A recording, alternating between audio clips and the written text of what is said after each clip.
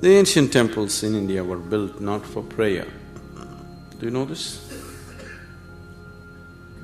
Do you know that the ancient temples in India, or even today, in the temples, nobody leads a prayer. You go, you walk around, you sit, you eat prasadam and come. So there is no need to pray to God actually in a temple, but they told you if you go there, you must sit there for a while. Did they tell you? But now you go there, just touch your bottom to the floor and you go away, fulfilling a ritual. That's not the idea.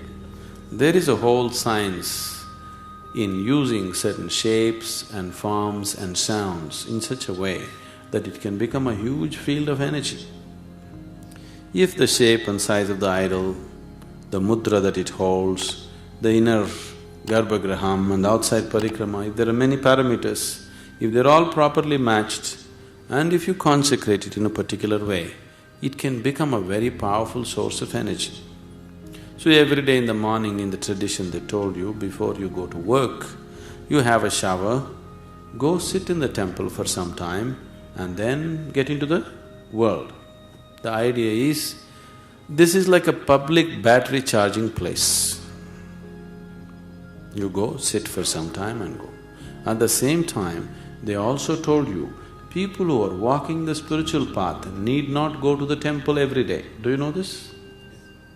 People who are on the spiritual path need not go to the temple every day. That means you have your own self-charging methods. If you have your own self-charging methods, the need to go to the public charging place is not necessary anymore. But these days you're building temples just like you build your shopping complexes, probably for the same purpose. That's a different issue. If it is properly done, it can be a huge field of energy that one can imbibe and experience. You don't have to believe in any of those gods and nonsense. You simply sit there, quietly, not blabbering with anybody. If the place is alive, it could touch you. That's the whole idea. Most of the temples we have killed in the last few hundred years because of not knowing how to manage them, especially in Tamil Nadu, they're dying very fast because certain fundamentals of how to maintain it have been changed in the last few years. So, lot of temples are just dissipating because they need to be kept up. There was a whole system of how to keep up the energy in that place. But not knowing what to do, simply doing their own things, lot of them have died, but still there are many of them which are very alive.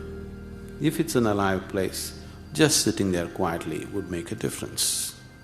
If it is not, anyway sitting quietly would make a difference.